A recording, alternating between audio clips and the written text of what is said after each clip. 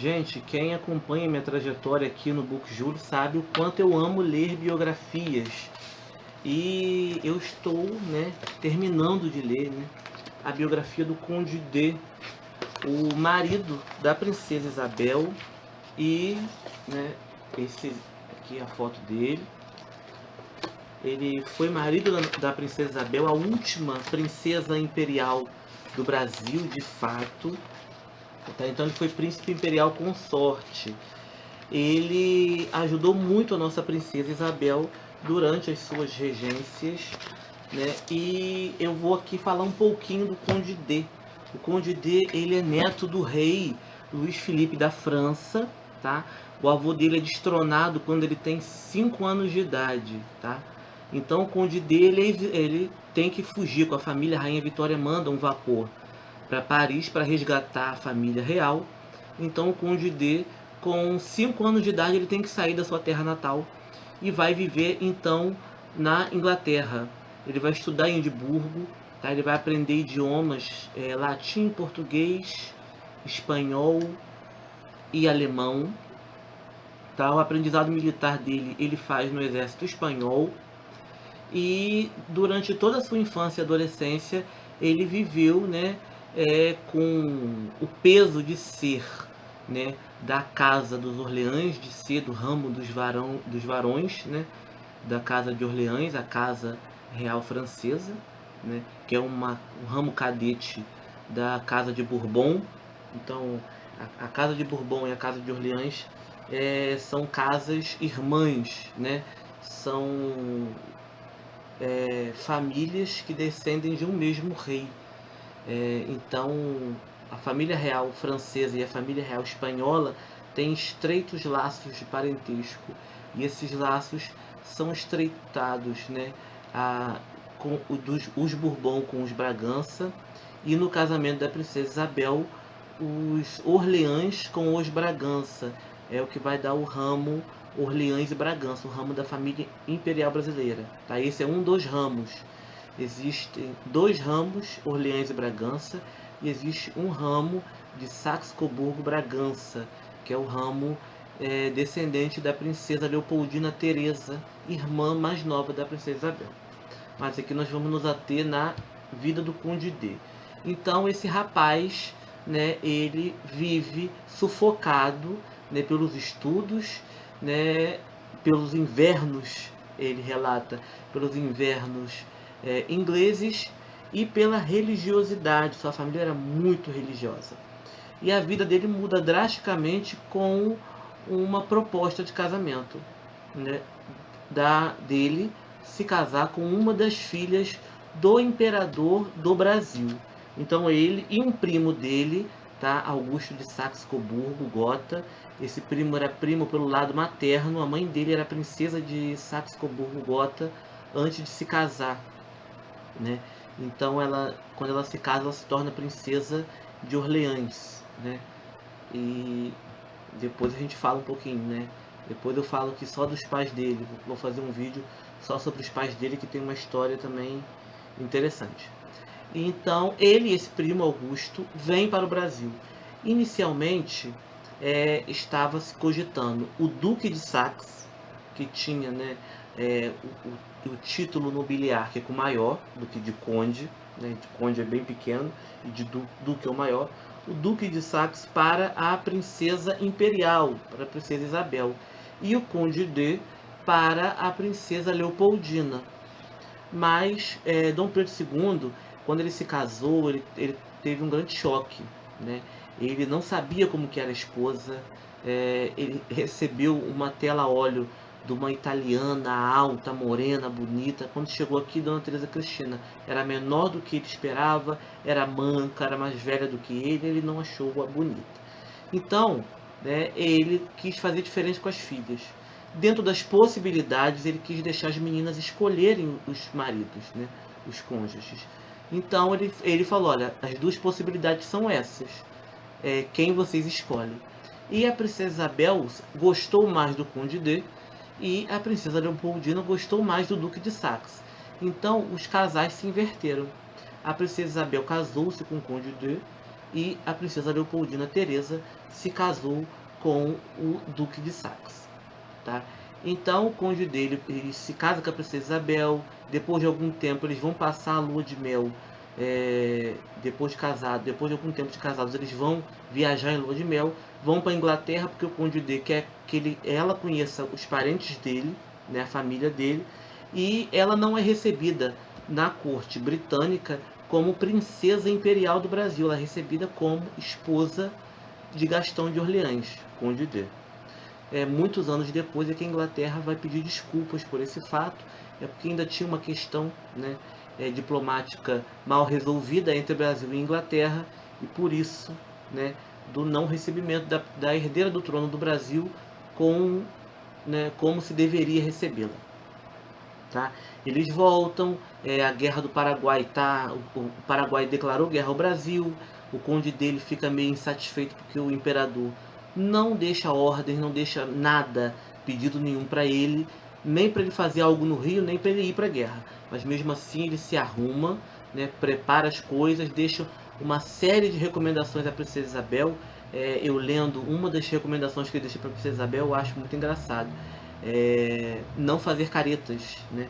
Ela tinha mania de quando estava muito tempo parada, ficar fazendo caretas. Então ele recomenda isso a ela por escrito, né? Pede a ela que toda noite na missa reze pelo Brasil, por ele e pelo pai, né? Dentre outras recomendações, né? De não mostrar os pés quando estiver sentado e outras coisas mais, né? Então ele vai para esse conflito. Acredita-se que mais na esperança de sair da sombra da esposa, né? Dom Pedro não deixa nem ele nem o Duque de Saxe entrarem em conflitos armados em território estrangeiro, né? Porque ele tem medo de um problema diplomático, até porque os dois são príncipes estrangeiros, não são brasileiros, né? Então ele tem esse receio, então não deixa os rapazes entrar em combate. E o Conde D, ele é o bom soldado, né? O pai dele sempre alimentou, né, isso nele, de ser um bom militar, e ele fica muito insatisfeito com isso. Aí lá ele fala que a guerra é algo inútil, porque ele mesmo narra num dos diários dele, né, que eles trotavam, ele, o primo e o sogro, de 5 da manhã a 5 da tarde, visitando asilos, visitando escolas, visitando cemitérios, né, e nada de fazer alguma coisa realmente que fosse, né, em benefício do povo brasileiro na guerra. Ele volta, né, muito insatisfeito para o Rio de Janeiro, e além do drama na vida pública, na vida política, ele tem um drama na vida privada, né? A princesa Isabel não consegue gerar um herdeiro. Então, Dom Pedro, depois de um tempo, manda trazer 2 de seus netos, né, da Europa para o Brasil, filhos da princesa Leopoldina, porque esses meninos eles entram na linha sucessória do Brasil, tá? Como terceiro e quarto na linha sucessória, porque a princesa Isabel era a primeira, a princesa Leopoldina era a segunda, e esses dois, terceiro e quarto, tá? Inclusive o mais velho, Dom Pedro Augusto, é tido como neto predileto do imperador, né? Era o mais velho, que mais teve contato com ele. Então 10 anos depois é que a princesa Isabel vai conseguir dar à luz a uma criança, né? Uma criança viva. A primeira tentativa, ela engravida, né? E no parto a criança nasce morta, é uma menina chamada Luísa Vitória. Alguns anos depois, num trabalho de parto também muito demorado, muito custoso, né? Muito traumático, tanto para a princesa quanto para o pequeno príncipe nascido, né? Nasce o primeiro filho, homem, né, desse casal, que é Dom Pedro de Alcântara, tá? Então o menino até nasceu com o braço esquerdo sem mobilidade devido, né, ao parto ter sido tão trabalhoso. A princesa Isabel e o Conde D vão ter mais um filho no Brasil, né? E depois disso o imperador permite que os dois viajem e residam 2 anos na Europa. Então eles vão, e quando eles voltam com a família aumentada. O caçula deles já nasceu na França, né? E eles encontram um Brasil completamente diferente. O Conde D, ele sempre se perguntou por que o governo brasileiro não tomava parte do movimento abolicionista. Quando eles voltam para o Brasil, né, o movimento abolicionista já está fervendo no Rio de Janeiro, já está fervendo em Petrópolis, e eles não têm nada a ver com isso. A única coisa que eles fazem, né, nisso é, quando chegam, a Câmara Municipal de Petrópolis tinha um livro de ouro, e todo o dinheiro arrecadado era para comprar alforrias. Então o Conde D e a Princesa Isabel doaram uma quantia, uma boa quantia, né, para comprar alforrias, e a partir daí eles se enganjaram no movimento abolicionista, que já era um desejo tanto dela quanto dele. Os Pequenos Príncipes, cada um tinha um jornalzinho, tá?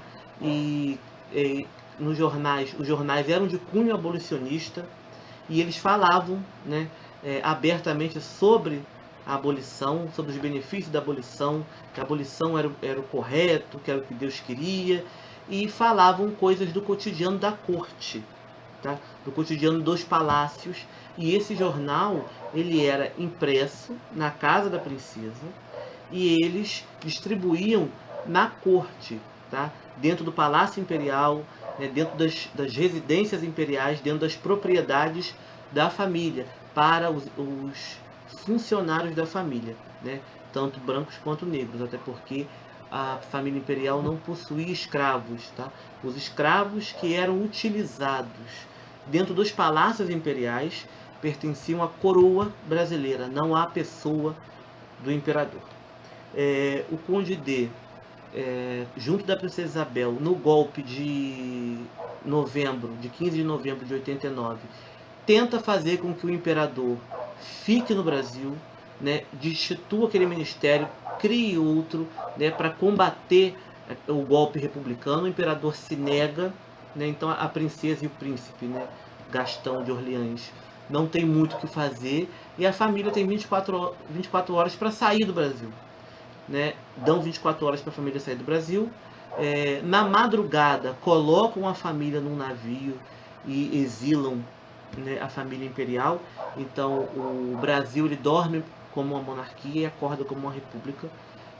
O povo não teve nada a ver com, né, o 15 de novembro. Aquilo foi uma parte do exército e uma parte, né, da aristocracia, né, territorial, dos ex-donos de escravos, que estavam insatisfeitos com a monarquia porque não tinha se dado a tal indenização que eles queriam.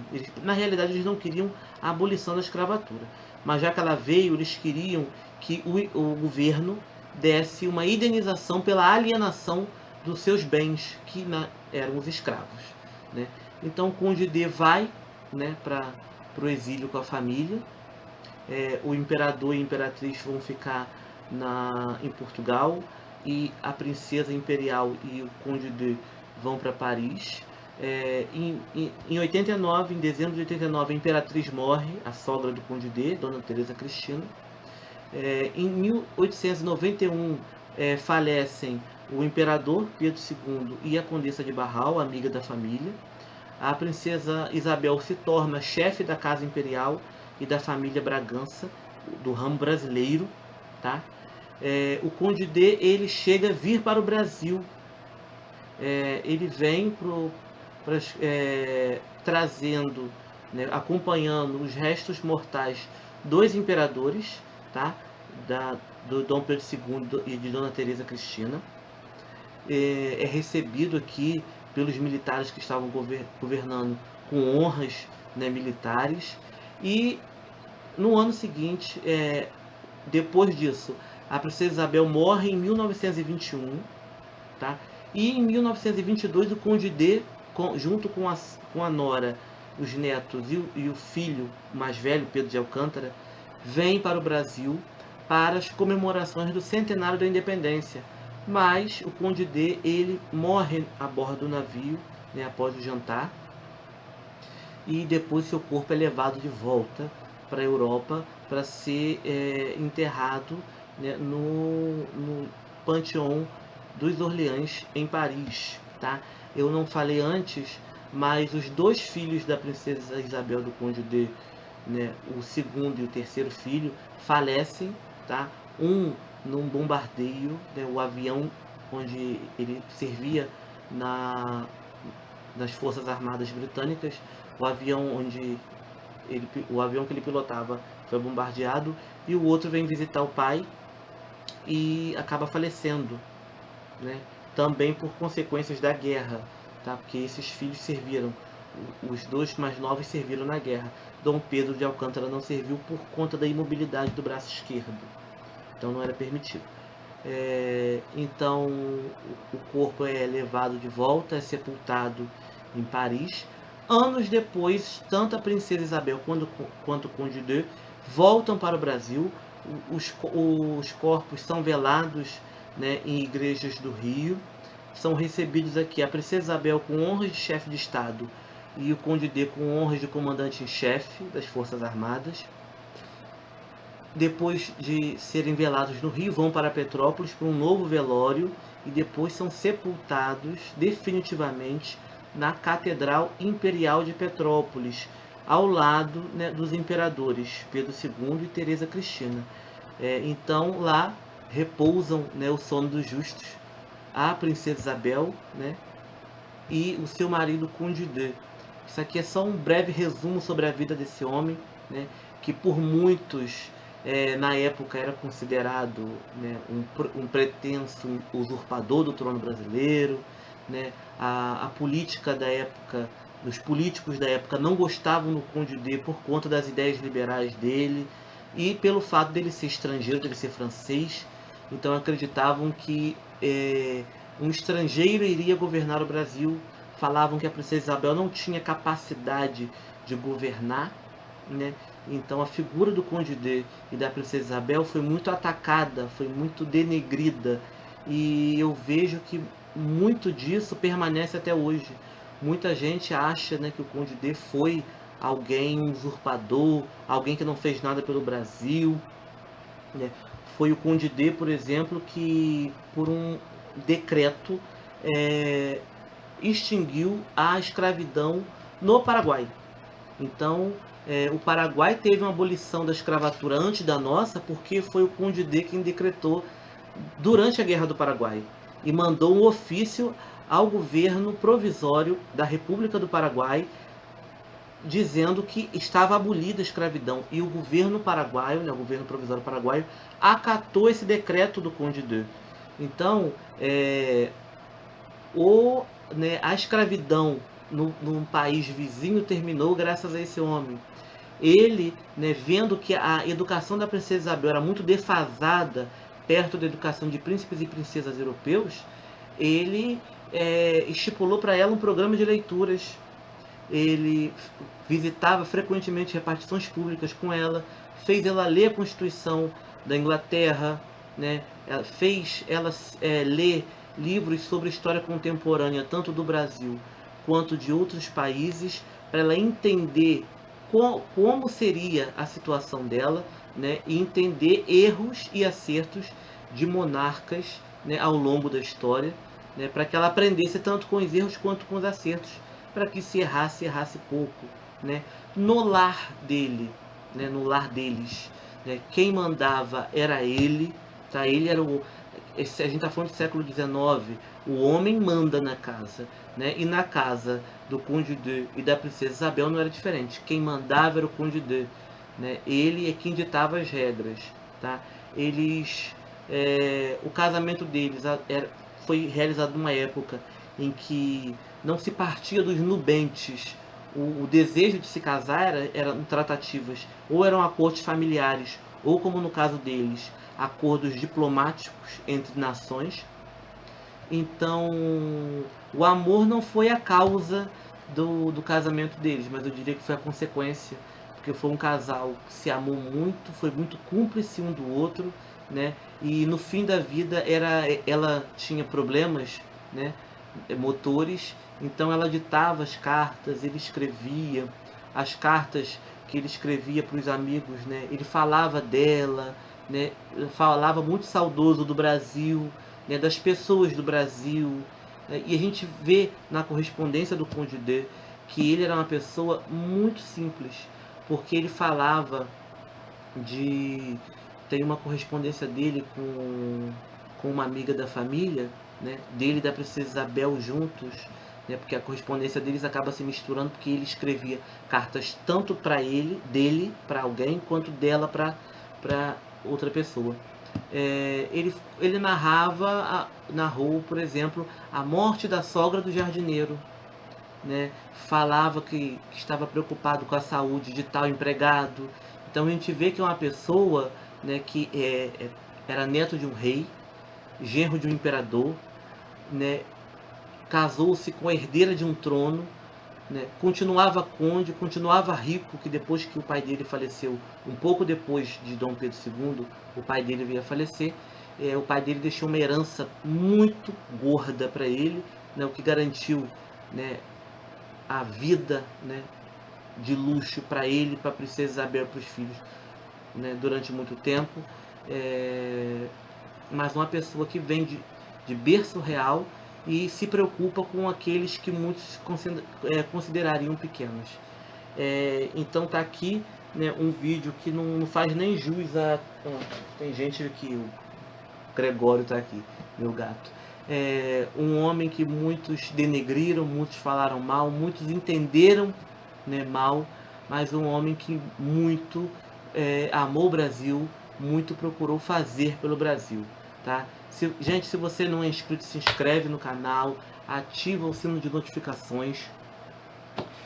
Se vocês gostam de ouvir histórias, né, sobre a realeza brasileira e estrangeira, comenta aqui, né, quem vocês querem que eu traga. Isso aqui é um breve resumo sobre a vida do Conde D. Eu nem citei muitas datas, porque senão o que eu queria fazer ia ficar muito maior o vídeo, né? O vídeo é passado dos 40 minutos, eu acho que é demais também. Mas eu vou trazer aqui também, né, já estou estudando a biografia da princesa Isabel e da Condessa de Barral, para trazer aqui pra gente, tá? Um pouquinho da vida dessas duas mulheres, que foram mulheres importantíssimas na política nacional, né, no Império, e que são mal entendidas, mal interpretadas e mal conhecidas, tá bom? Um abraço, até o próximo vídeo.